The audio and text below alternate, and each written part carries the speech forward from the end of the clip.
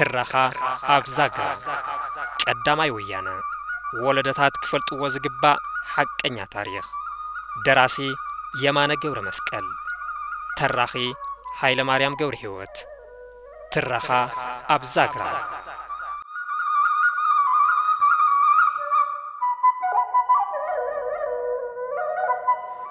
እቶም በህዝብ ትግራይ ወዲ ቅቡእ ንጉስና ወዲ ለሕምና እናተባሃሉ ዝሓሸ ተቀባልነትን አኽብሮትን ዝነበሮም ልኡል ራስ መንገሻ ስዩምውን ኣብ ወያነ ሕቡእ ኢድ ከም ዝነበሮም ተጠርጢሮም ነይሮም ብፍላይቶም ልዕል ክብል በቶም ወና ጸሓፊ ጠቅላይ ግዝኣት ትግራይ በኽረ ወልደ ጊዮርጊስ ኣብ ልዕሊ ተወለድ ትግራይ ዝነበሩ ሰበስልጣናት መንግስቲ ዘቐመጥዎም ወቀሳታት ቀንዲ ተጠርጣሪ እንትኾኑ ብተወሳኺ ከምኒ ደጃዝማች በዛብህ ንጉስ ሹም ደረሰ ሃደራን ቀኛዝማች ዓለማየሁን ዝበሉ እምናት ደገፍቲ ራስ ስዩም መንገሻን ፈተውቲ ራስ መንገሻ ስዩምን ዝነበሩ ዓቀይቶት መራሕቲ ወያነ ምስኮኑ ዓመፅ ሓረስት ቀዳማይ ወያነ ኢድ ራስ ስዩም መንገሻን ወዶም ራስ መንገሻ ስዩምን ከም ዘለዎም መንግስቲ ዓብይ ጥርጣረ ኣሕዲሩ ነይሩ እቲ ብማጆር ነጋ ገብረስላሴ ዋጅራትና ራያ አዘውን ለማጥቃት በዝብር ርእስ ዝወጸት ልምውግኡን ደጃዝማች ደሓርሉ ራስ መንገሻ ስዩም በተደጋጋሚ ክሽፍት ፈቲኑ አይተሳخعሉን ቀጽሉ ድማ ሉል ሰገድ ካሳ በተንቢየን ደጃዝማች መንገሻ ስዩም በመቀለ ኮይኖም ንኽዕሙጹ ከም ተስማዕምዑ ይገልጽ ኣብቶም አሞንጎ መንግስትን ወየንትን ዝተኻየደ ውግኣት ሉል ራስ መንገሻ ገለልተኛ እዮም ዝመስሉ ነይሮም መንግስቲት ወያነ ንምድምሳስ መጠነ ሰፊሕ ወፍሪን ተካይድ ሉል ራስ መንገሻ ስዩም ንኽልቲ ወገን ክሸማግሉ ከም ፍታን ሓሊፎም ዝገበርዎ ምንቅስቃስ አይነበረን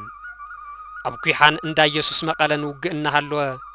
ንሶም ግን ኣብ ቤተ መንግስት ሃፀይ ዮሐንስ ተቐሚጦም ነጋሪት ካብ ሙቃዕ ሓሊፎም ዝተኮስዎ ጥይት አይነበረን ቤተ መንግስት ሃፀይ ዮሐንስ ውን ብኽልቲ ወገን ዘይተደፈረት ደሴት ኮይና ነይራ በቲ መጥቃዕቲ ኸይጉዱ ዝሰግኡ ነበርቲ ከተማ መቀለም ናብ ቤተ መንግስት ሃፀይ ዮሐንስ አትዮም አቂዮም ነይሮም ብዙሓት ሰራዊት መንግስቱ ውን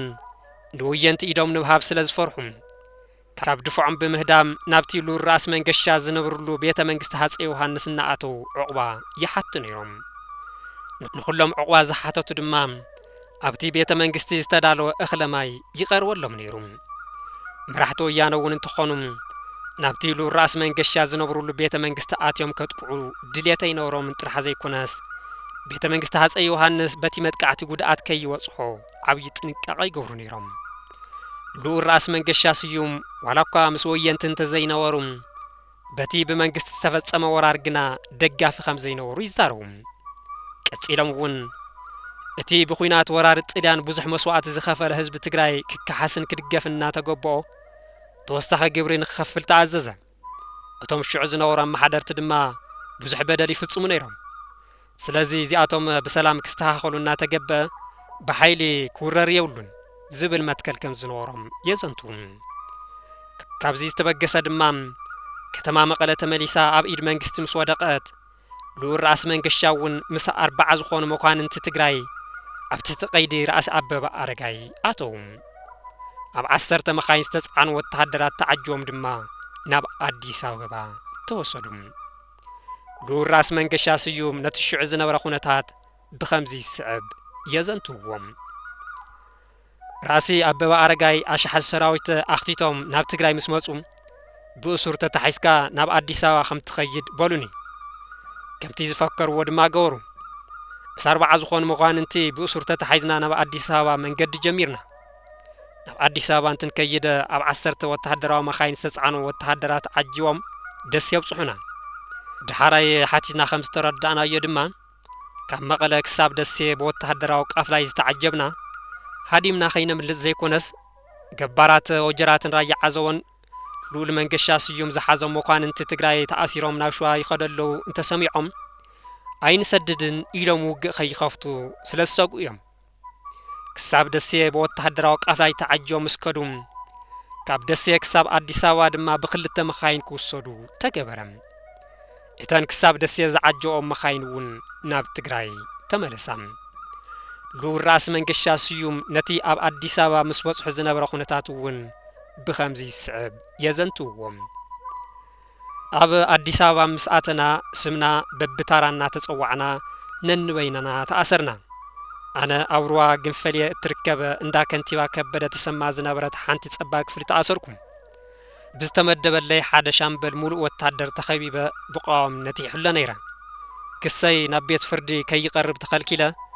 بمنستروج مكربيات كرأة تقبرا قدماي منستر مكونن اندالكاتشون طور منستر رأس أبا أرقاين زمراح مرمار قجلة تمسريتو دما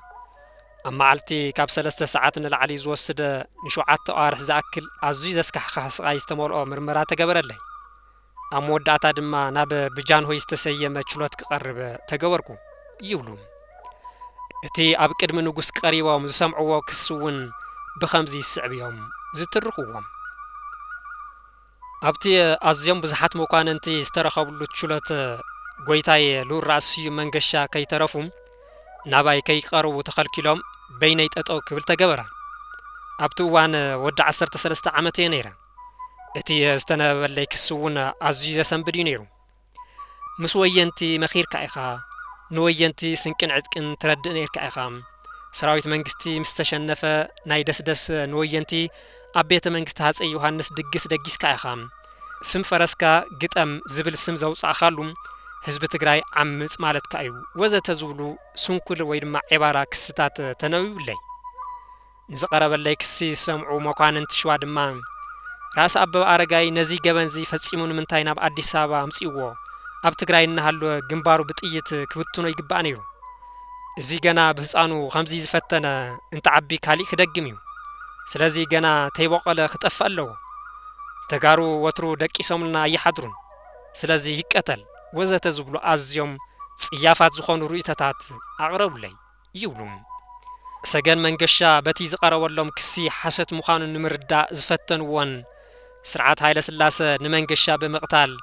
ኣብ ትግራይ ክልዓል ዝኽእል ቁጥዕ ህዝቢ ስለዘስከኦ ድማ ናብ መቕታል ኣይሓጸጸን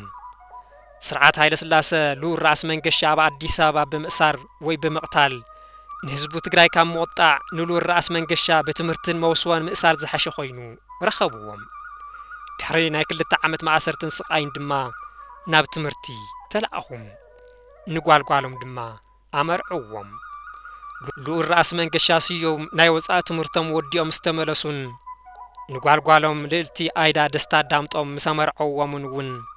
ናብ ትግራይ ንኽምለሱ ብገዛእቲ ደርብታት ሸዋ ኣይተደልየን ናይዚ ቀንዲ ምኽንያት ድማ ሉር ራስ መንገሻም ኣብ ህዝቢ ትግራይ ዓብዪ ተቐባልነት ስለ ዝነበሮም ህዝቢ ኣተሓባቢሮም ከይዕምፁ ስለ ዝሰግኡ ከም ዝኾነም ብዙሓት ሰባት ይዛረቡ ብስም ስራሕን ሽሞትን ካብ ትግራይ ርሒቆም ንነዊሕ ግዜ ምስተቐመጡ እዮም ብ1953 ዓመተ ምህረት ናብ ትግራይ ዝተመለሱ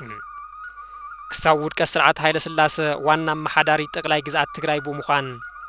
ኣብ ዘገልገሉ እዋን ብዙሓት ስራሕቲ ልምዓት ንምስራሕ ተሊሞም ይንቀሳቐሱ ከም ዝነበሩ ይፍለጥ ኩለን ኣውራጃታት ትግራይ ምስ ከተማ መቐለም ኩለን ወረዳታት ድማ ምስ ኣውራጃታት ብጽርግያ ንምርኻብ ትግራይ ዓይን ዓራት ክንገብራ ኢና ዝብል ጭርሖ ወፂኦም ብዙሓት ከተማታትን ገጠራትን ትግራይ ብጽርግያ ክትኣሳስራ ገይሮም እዮም ኣብቲ እዋን ዝተሰርሑ መብዛሕትኦም መንገድታት ባዕሎም መሃንዲስ ባዕሎም ገናሒ ዶዘር መኪና ኮይኖም ከም ዘስርሕዎም ይፍለጥ ብመዳይ መጓዓዝያ ኣየር እውን ኣውኪሓ ሓናበረ መዕረፎ ነፈርቲ ኣላ ኣባ ነጋም ኣብዚ ሕዚ እዋን ዝኒሆ ዓለም ለኸ መዕረፎ ነፈርቲ ቅድሚ ምዕዋዩ ሓዊሱም ብዙሓት መዕረፎ ነፈርቲ ሃኒፆም እዮም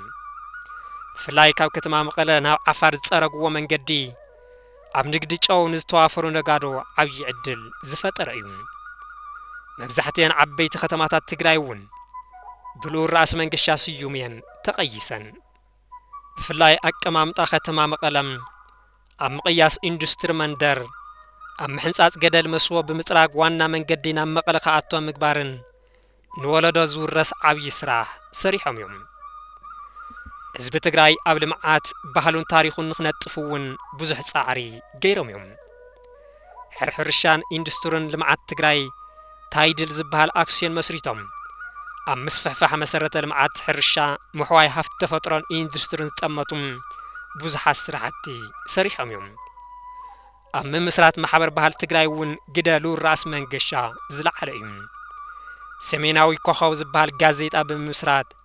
ህዝቢ ትግራይ እዋናዊ ሓበሬታ ንኽረክብ ዓብይ እጃም ተጻዊቶም እዮም። ኣብ ትግራይ ፋብሪካ መዳበርያ ከተኽሉ ብዙሕ ጻዕሪ ከም ዝገብሩ እውን ይፍለጥ። ብሓፈሻ ልኡል ራእሲ መንገሻ ስዩም ንትግራይ ኣብ ዘመሓድሩለን 13 ዓመታት ኣዝዮም ብዙሓትን ጠቐምትን ትልምታት ኣውፂኦም ተንቀሳቒሶም እዮም። ብፍላይ ዓቀይቶት ትግራይ ኣብ ስራሕ ዝነበሮም ድሑር ኣረኣያን ምስባር ምስቲ ታራ ገባር ተሰሊፎም ኣብ ማእገሮም እምኒ እናተሸከሙ ዓዶም ምህናጾም ኣብነታዊ ታራ ተጻዊቶም እዮም። መናእሰይ ትግራይ ፈተውቲ ስራሕ ምእንቲ ክኾኑ ክቡርነት ስራሕ ዘምህሩ ፊልምታት ካብ ቻይና ኣምፂኦም ኣብ ኣዳራሽ ቤተ መዘጋጃ መቐለ ክርአ ይገብሩ ነይሮም። ህዝቢ ትግራይ እውን ንልኡል ራእሲ መንገሻ ስዩም ዝነበሮ ተቐባልነት ከምዚ ብምባል ይደርፍ ነይሩ። ሳላ ልኡል መንገሻ ስንዳይ በቂላ ኣብ ጣሻ ኣብ ዓድና ልቺቶ ልዕየ ልኡል መንገሻ ይመስል መልኩዕ